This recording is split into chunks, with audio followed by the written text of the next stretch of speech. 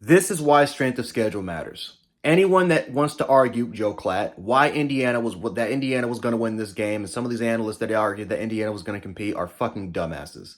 Indiana was going to get smoked, right? Because on the football field, yes, they will beat any mediocre team. They'll beat any average team out there.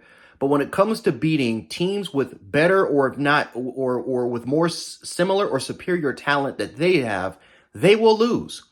This is 3 times now. The Michigan game, they did win that game, but they struggled in that game. They struggled to beat Michigan. Why? Because Michigan's defense, which had very similar, if not better talent than Indiana, stifled them. It was the first time all year that they played anyone that had any sort of similar talent or superior talent. And Michigan was the first sign that, yeah, they were not going to handle Penn State.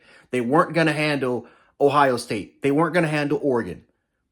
Like, you look at Indiana's schedule, look at like 5 teams. They played Ohio State, but they didn't play Penn State, Oregon, Iowa, Illinois. Like, they didn't play these schools. They only played Ohio State. And they got smashed.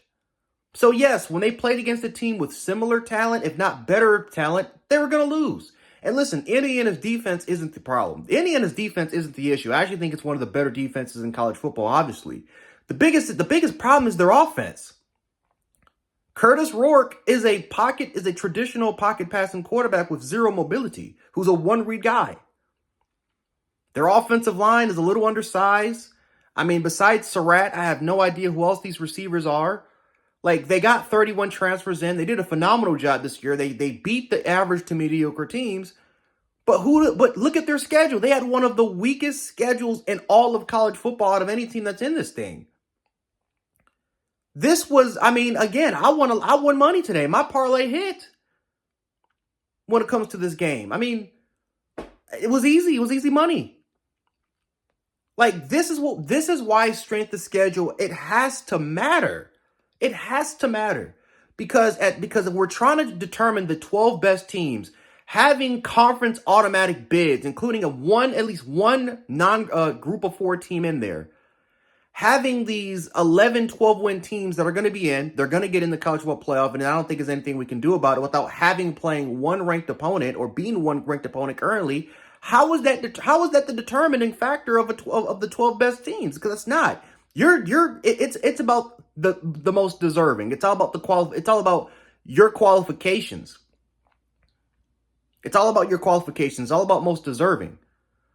But at some point, again, there's a reason why, going all the way back to 2014, how we've had more blowouts in the college football playoffs than we actually had more competitive games. Again, I'm going to say this again. We've had more blowouts than competitive games when it comes to the college football playoffs. Why? Because the top 4 teams aren't really the top 4 teams. Some people will say, well, number 1 and number 2 are just that much better than 3 and 4. Well, we have seen situations where 4 has upset at 1. 2 has upset it, or 3 has upset it 2. We've seen situations of that in national championship games, how they weren't even as close as they used to be. But how many blowouts have we seen? And a lot of it has been simply because of the controversy that 5 and 6 were better than some of the 2 schools that were in there. So now we're going to have a situation in a 12-team playoff where, once again, politicking and ratings and money are going to be on the line. It's going to be a huge part of the discussion of some teams that are going to be in and some teams are not going to be in. All this bullshit's going to happen. But I'm telling you this right now, guys. These more games are going to happen like this. Tomorrow, SMU they're going to get the blown doors off of them. They're going to get they're going to get destroyed by Penn State. They're going to get destroyed. Clemson and Texas, I think that could be a little bit more, that could be more competitive. That could be more competitive. But I wouldn't be shocked if Texas blows out Clemson. Like, expect more blowouts to happen. Everyone's expecting all these games to be close and competitive. No. You're going to start seeing a lot more games like this because you're going to start seeing a lot more schools get exposed for playing weak schedules. Clemson beat one really good team, and that was SMU. They got smoked by Georgia. They almost lost to SMU. They almost let SMU come back in the game and beat them, and they lost to South Carolina. Now, listen, everyone's going to sit up and say, well, I'm an Alabama homer and Alabama should got in. Listen, it is what it is. We didn't get in. I understand why we didn't get in. You can't have ugly losses. I understand that. But in the future, I'm not talking about this season. I'm saying in the future, we're going to have a lot more controversial situations of teams that don't have that, of teams that are 9-3 and 10-2. And we're going to have these debates of which schools are going to be getting in. And we're going to have a lot of wrong decisions. We're going to have a lot of situations where schools that are deserving should be getting, but they're not, but they're going to be left out because of conference. And at the end of the day, these teams that are playing weak schedules, they're getting rewarded for it. What's the point of having strong strength of schedules when that isn't even going to be a determining factor for you to even get in the college football playoff at the end of the day? We've seen more situations where strength of schedule, where strength of record doesn't really matter that often. We've seen more teams get left out because of it, and teams with weaker schedules have gotten in. What's the point? And we heard on the final selection show where it says if they want to kind of lessen their schedule, then that's up to them. Like, there isn't any sort of incentive at all from these people to sit up and say, like, no, we're going to award you by playing the toughest schedules.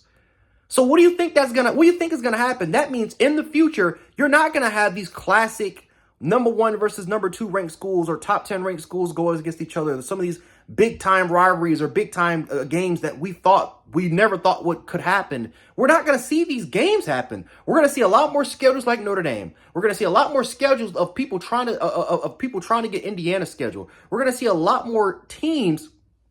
I'm telling you what is going to happen. The future of college football, it is going to seem really fucking bleak. The transfer, like all this crap that's happening, and I'm telling you, it is going to be a revolving door. And letting Indiana in this thing, letting SMU in this thing, Boise State an automatic bid in this thing, it is not going to pan well. It's not. It's just not going to pan well. So I'm not surprised at all that Indiana got blown out. Again, congratulations to Notre Dame. They're moving on. And I think they have a great chance of beating Georgia without Carson Beck. They have a great chance of reaching it to the semifinals. But Indiana losing by 24 points. At least, again, I'm recording this when they were up 27-3, so the score could change. I mean, I'm not shocked. I'm not shocked at all. Only analysts chose Notre Dame to lose this game. And that's just because, again, they're trying to add some sort of conflict. They're trying to boost up ratings. They're trying to get more people to watch the game. But this is what happens, man, when you disregard strength of schedule. This is what happens when you disregard conference strength of schedule. This is what happens when you let these teams with these easy-ass 115th ranked schedules. This is what happens when you don't set an example. You punish the teams for playing the stronger schedules while you reward the teams for playing the weaker schedules. You're going to get a lot more games like this. And quite frankly, this has been happening since 2014 anyway. The College Football Playoff Committee doesn't know what the fuck they're doing. And until they fix it, unfortunately, you're going to have a lot more games like this. And we really won't see who the top 12 teams are.